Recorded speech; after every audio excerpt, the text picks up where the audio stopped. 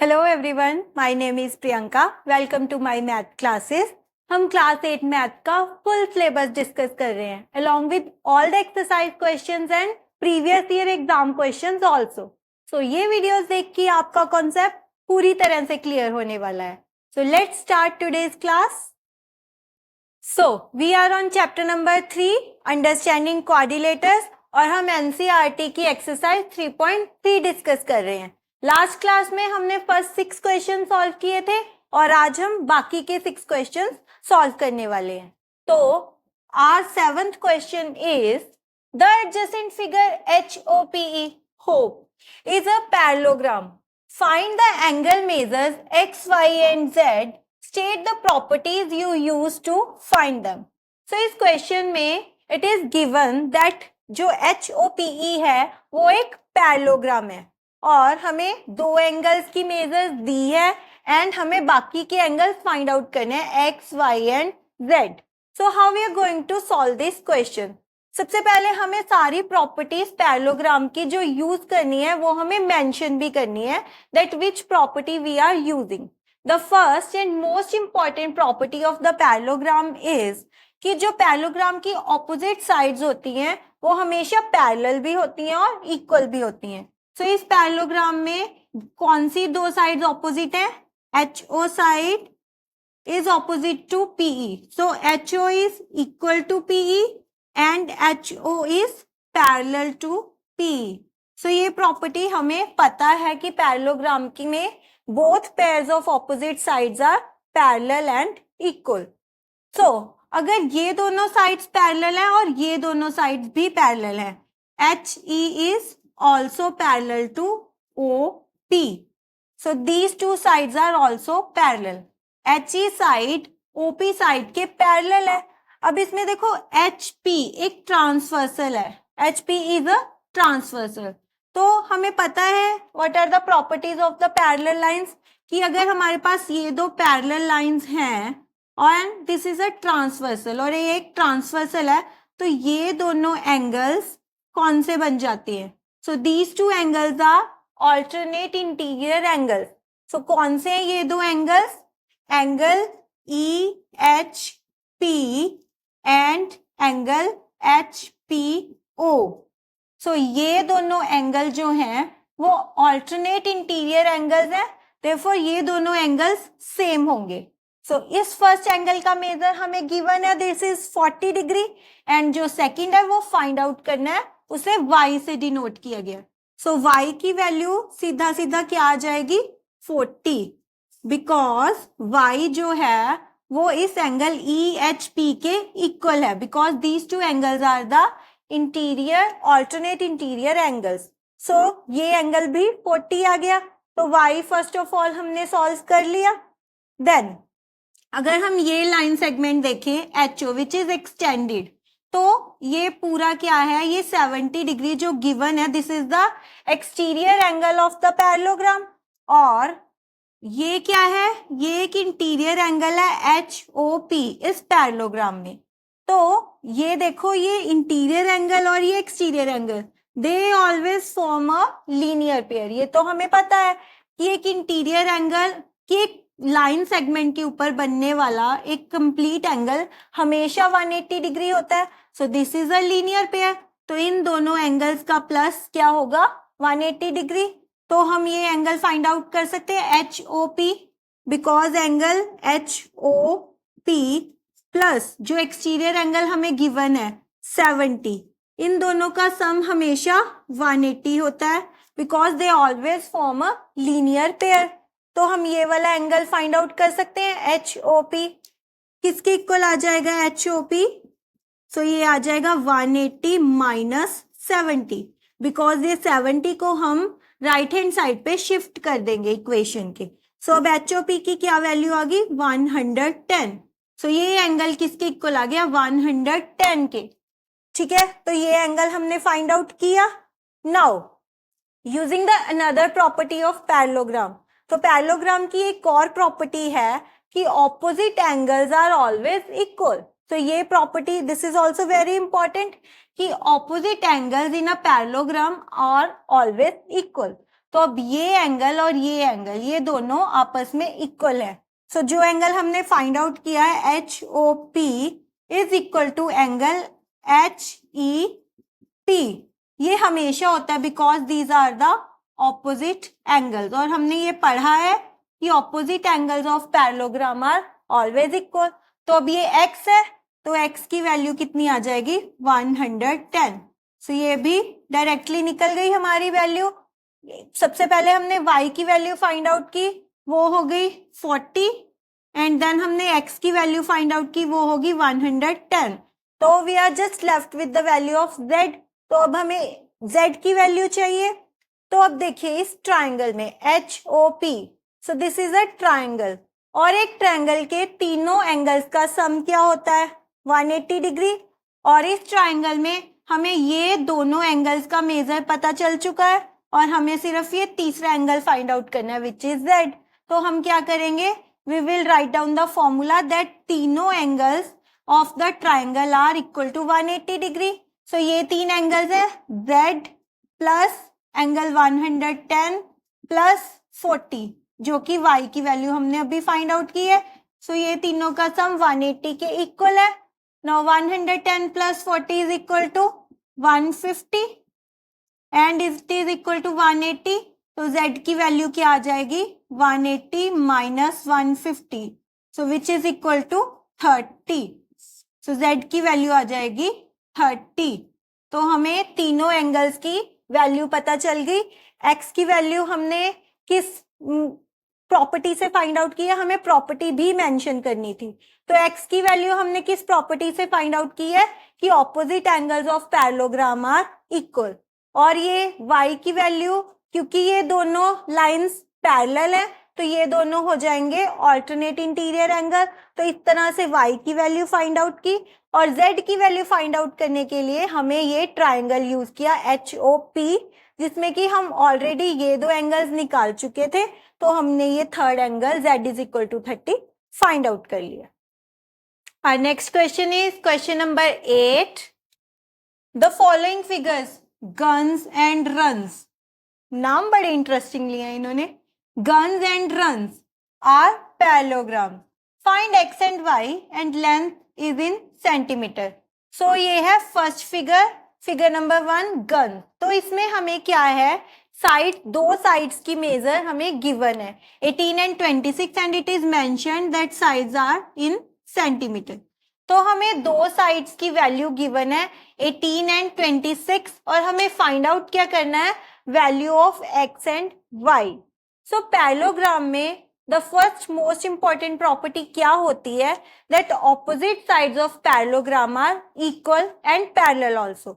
सो opposite sides हमेशा measure में same होती है। सो इनमें इस केस में GUNS जो पैरेललोग्राम है, इसमें ऑपोजिट साइड्स कौन कौन सी हैं। सो जो GU साइड है वो किसके ऑपोजिट है, साइड NS के। तो GU साइड NS के इक्वल है, और जो साइड SG है वो किसके इक्वल है, UN के। सो ये दोनों साइड्स आपस में हमेशा सेम होंगी लेंथ में, और हमें दो साइड्स की लेंथ तो गिवन ही है 18 एंड 26। तो हमें जस्ट इनको इक्वेट करना है। सो फर्स्ट ऑफ ऑल जो 3x है वो किसके इक्वल है 18 के, एंड सेकंड इक्वेशन क्या बनती है that 3y minus 1 is equal to 26।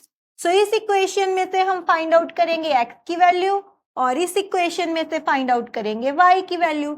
सो अगर 3x इज इक्वल टू 18 है तो x की वैल्यू कितनी आएगी 18 divided by 3, so which is equal to 6।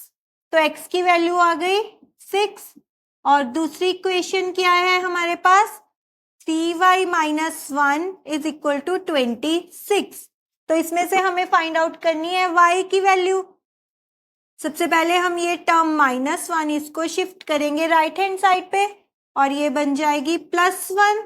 सो ये तो हमें लीनियर इक्वेशंस चैप्टर में पढ़ा है कि जब भी हम कोई भी टर्म को इक्वल टू साइन के उस साइड शिफ्ट करते हैं तो उसका साइन चेंज हो जाता है। तो दिस -1 बिकम्स +1, और अब 3y की वैल्यू कितनी आ गई 27। तो इसमें से y की वैल्यू क्या आ जाएगी 27 divided by 3, and 27 divided by 3 is equal to 9. So y की वैल्यू क्या आ गई? 9. So ये है solution to the question number 8 उसका फर्स्ट पार्ट. क्वेश्चन नंबर 8 का सेकेंड पार्ट है ये फिगर RUNS, और इस फिगर में भी हमें फाइंड आउट करनी है the value of x and y, और इसमें भी हमें क्या है, दो मेजर्स दिए हुए हैं, ये 16 एंड 20. सो सबसे पहले हमें इस पैरेललोग्राम में गिवन क्या है, दो डायगोनल्स. तो इसमें RN एंड U और S ये दोनों डायगोनल्स हैं इस पैरेललोग्राम के. और डायगोनल्स की क्या प्रॉपर्टी होती है पैरेललोग्राम में, that both the diagonals bisect each other. और बाइसेक्ट का क्या मतलब है कि दोनों डायगोनल्स एक दूसरे को इक्वल पार्ट्स में डिवाइड करते हैं. अगर हम इस पॉइंट को O ले लें तो इसका मतलब क्या है कि OR is always equal to ON और OU is always equal to OS. So these are the properties of the diagonals of parallelogram. कि पैरेललोग्राम में दोनों डायगोनल्स हमेशा एक दूसरे को बाइसेक्ट करेंगे. और अब हमें ये दो साइड्स दी हुई हैं और बाकी हमारे पास x और y की फॉर्म में है.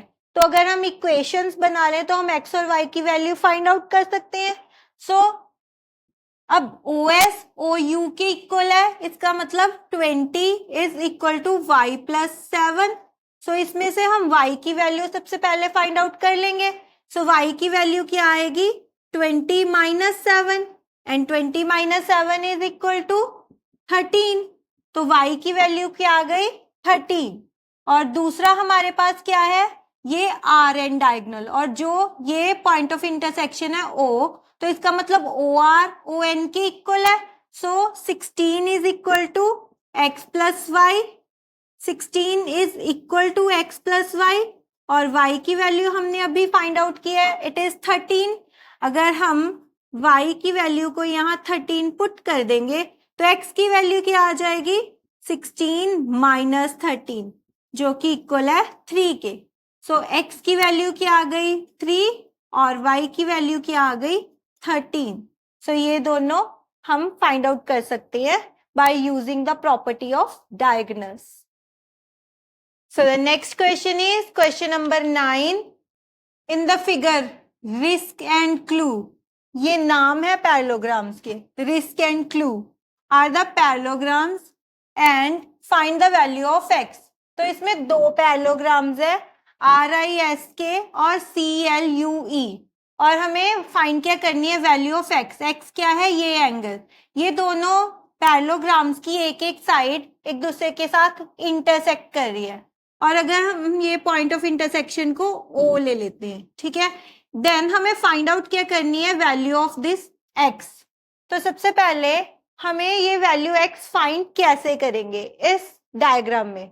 तो इस डायग्राम में हमारे पास दो पैरेललोग्राम है, एक तो अलग से है RISK रिस्क.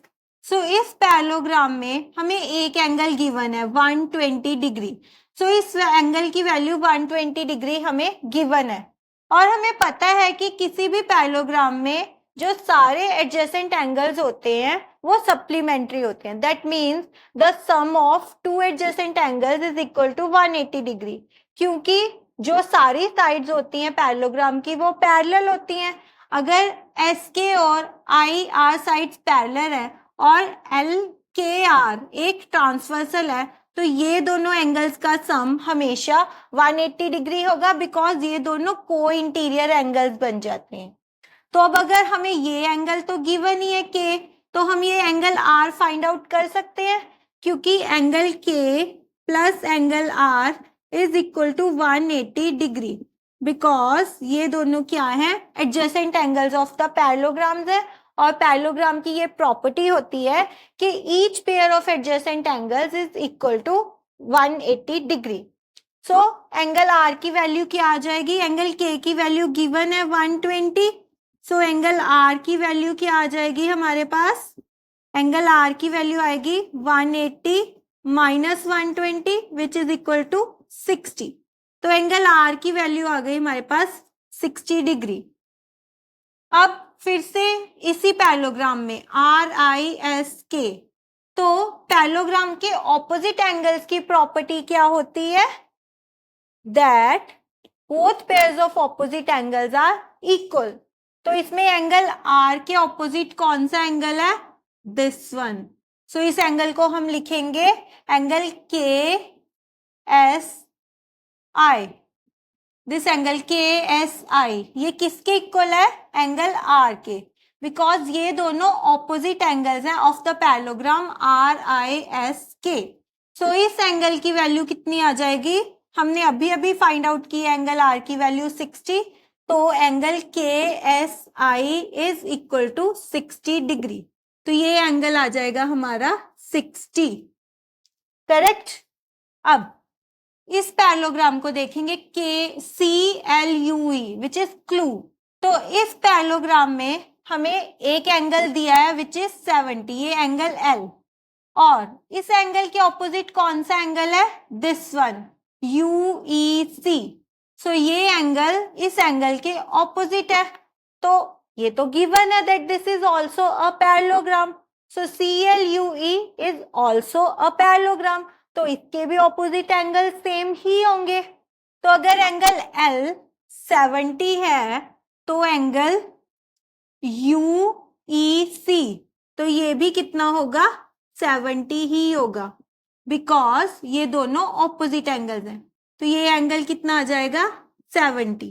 अगर हमें एंगल L 70 गिवन है तो एंगल जो UEC है वो भी 70 ही हो जाएगा, क्योंकि ये क्लू पैरेललोग्राम के ऑपोजिट एंगल्स हैं. अब हमें फाइंड आउट क्या करना है? x. अब अगर हम ये ट्राइंगल ले लें छोटी सी OES, इस ट्राइंगल में इन ट्राइंगल OES, तो हमें पता है that sum of all three angles in a triangle is equal to 180 degree. तो किसी भी ट्राइंगल में तीनों एंगल्स का सम हमेशा 180 के इक्वल होता है. अब इस ट्राइंगल में हमें ये दो एंगल्स पता चल गए हैं, दिस इज 70 और ये 60 है, तो हम ये तीसरा एंगल फाइंड आउट कर सकते हैं. तो हम इस ट्राइंगल में एंगल सम प्रॉपर्टी लगाएंगे दैट x प्लस ये एंगल है 70 प्लस ये एंगल है 60 और इन तीनों का सम है equal to 180. Now 70 plus 60 is equal to 130 and this is equal to 180. So value of x कितनी आ जाएगी? 180 minus 130. So ये आ गई हमारी 50. So value of x कितनी आएगी इस क्वेश्चन के लिए? x is equal to 50. Question number 10 है, explain how this figure is a trapezium. Which of its two sides are parallel? So, सबसे पहले we have given a figure. हमें एक फिगर दी हुई है KLMN and we have to explain. हमें ये बताना है कि why this figure is a trapezium. कि ये फिगर ट्रेपीजियम कैसे है. ट्रेपीजियम क्या होता है? In the types of quadrilaterals हमने स्टडी किया है कि ट्रेपीजियम एक ऐसी क्वाड्रिलेटर है जिसमें एक पेयर साइड्स का पैरेलल होता है and another pair is non parallel. तो ट्रेपीजियम में one pair of the opposite sides is parallel and another is non parallel. और हमें गिवन क्या है? We have given two internal angles. एक तो angle L which is equal to 80 degree and दूसरा angle M is equal to 100 degree. This is given to us. So now if we add up these two angles, this is angle M and this is angle L. If we add up these two angles, अगर हम इन दोनों को add कर दें तो angle M किसके equal है? 100 and angle L is equal to 80. तो इन दोनों का सम 180 के इक्वल है. So the sum of these two angles is equal to 180 और 180 के है इन दोनों का सम, तो ये दोनों क्या हो गए? को इंटीरियर एंगल. अगर दो लाइन सेगमेंट्स के बीच में दिस इज वन ट्रांसवर्सल, तो अगर ये वाले दो एंगल्स का सम 180 है तो ये दोनों को इंटीरियर एंगल्स बन जाते हैं. तो that means side MN is parallel to LK. So ये दोनों साइड्स पैरेलल है क्योंकि ये दोनों एंगल्स का सम 180 के इक्वल आ रहा है. So this is proof that MN is parallel to LK. So ये दोनों साइड्स पैरेलल है. अगर one pair of the sides parallel हो जाता है तो ये क्वाड्रिलेटरल को हम ट्रेपीजियम बोल सकते हैं. The next question of the exercise is question number 11.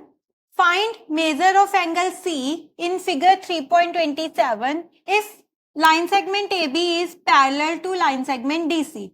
So अब इसमें हमें given है that line segment AB is parallel to line segment CD. So this is given to us and हमें find out क्या करना है, angle C, and we have given the measure of angle B also. So how we are going to solve this question?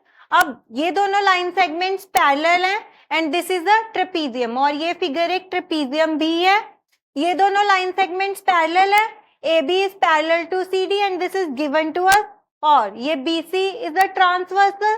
तो अब क्या होगा, angle B and angle C ये दोनों को इंटीरियर एंगल्स बन जाते हैं क्योंकि these two line segments are parallel and this is a transversal.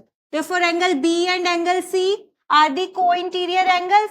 Therefore sum of these two angles is equal to 180.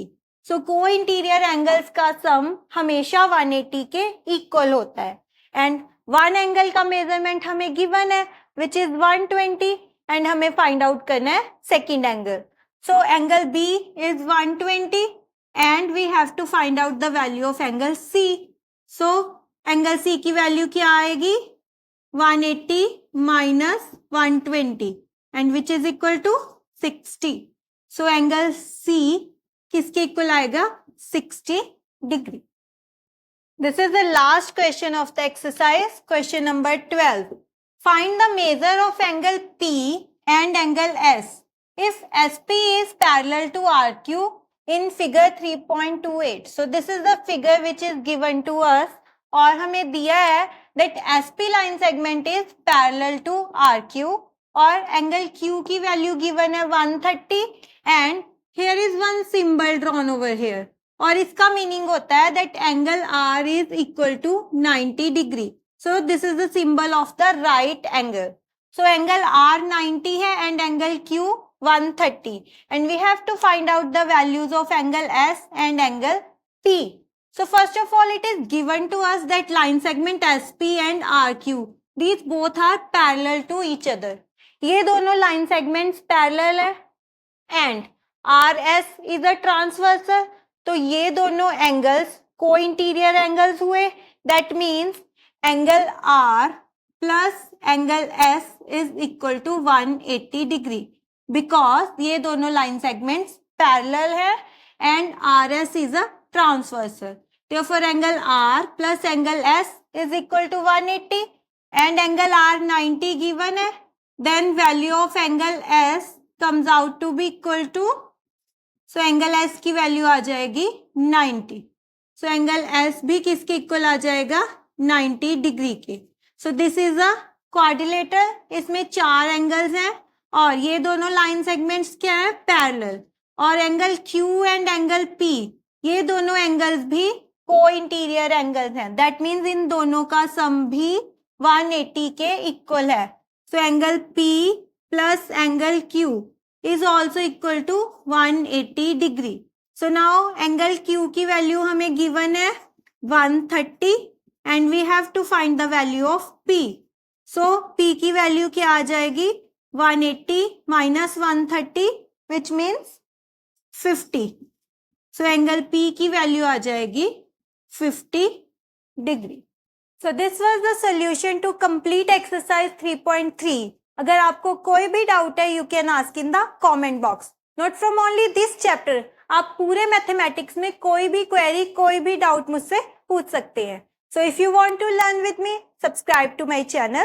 See you in the next class.